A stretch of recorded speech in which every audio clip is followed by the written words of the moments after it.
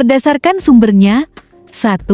Hukum undang-undang, yaitu hukum yang tercantum dalam peraturan perundang-undangan.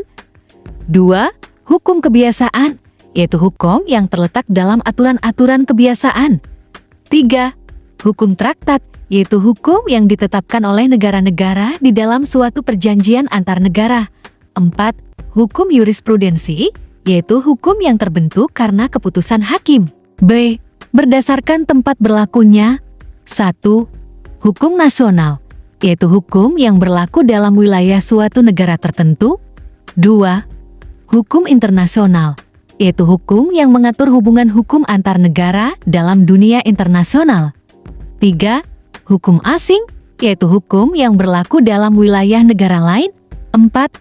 Hukum gereja, yaitu kumpulan-kumpulan norma yang ditetapkan oleh gereja untuk para anggotanya. C. Berdasarkan bentuknya. 1. Hukum tertulis yang dibedakan atas dua macam berikut. A. Hukum tertulis yang dikodifikasikan, yaitu hukum yang disusun secara lengkap, sistematis, teratur, dan dibukukan. B. Hukum tertulis yang tidak dikodifikasikan, yaitu hukum yang meskipun tertulis tetapi tidak disusun secara sistematis, tidak lengkap, dan masih terpisah-pisah. 2. Hukum tidak tertulis, yaitu hukum yang hidup dan diyakini oleh warga masyarakat serta dipatuhi. D. Berdasarkan waktu berlakunya. 1. Ius constitutum, hukum positif, yaitu hukum yang berlaku sekarang bagi suatu masyarakat tertentu dalam suatu daerah tertentu. 2. Ius constituendum, hukum negatif, yaitu hukum yang diharapkan berlaku pada waktu yang akan datang. Berdasarkan cara mempertahankannya. 1. Hukum material, yaitu hukum yang mengatur hubungan antara anggota masyarakat tentang hal-hal yang dilarang dan dibolehkan untuk dilakukan. 2. Hukum formal, yaitu hukum yang mengatur bagaimana cara mempertahankan dan melaksanakan hukum material. F. Berdasarkan sifatnya. 1. Hukum yang memaksa, yaitu hukum dalam keadaan bagaimanapun harus dan mempunyai paksaan mutlak. 2. Hukum yang mengatur, yaitu hukum yang dapat dikesampingkan apabila pihak-pihak yang bersangkutan membuat peraturan sendiri dalam suatu perjanjian. G. Berdasarkan wujudnya. 1. Hukum objektif, yaitu hukum yang mengatur hubungan dua orang atau lebih yang berlaku umum.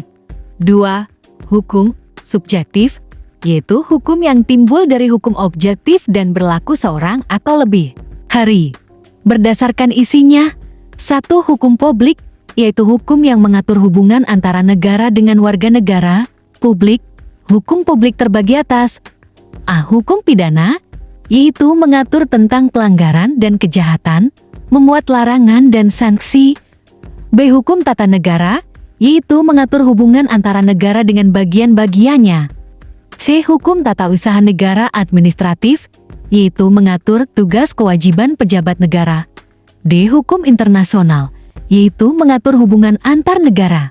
2. Hukum privat sipil, yaitu hukum yang mengatur hubungan antara individu satu dengan individu lain, termasuk negara sebagai pribadi.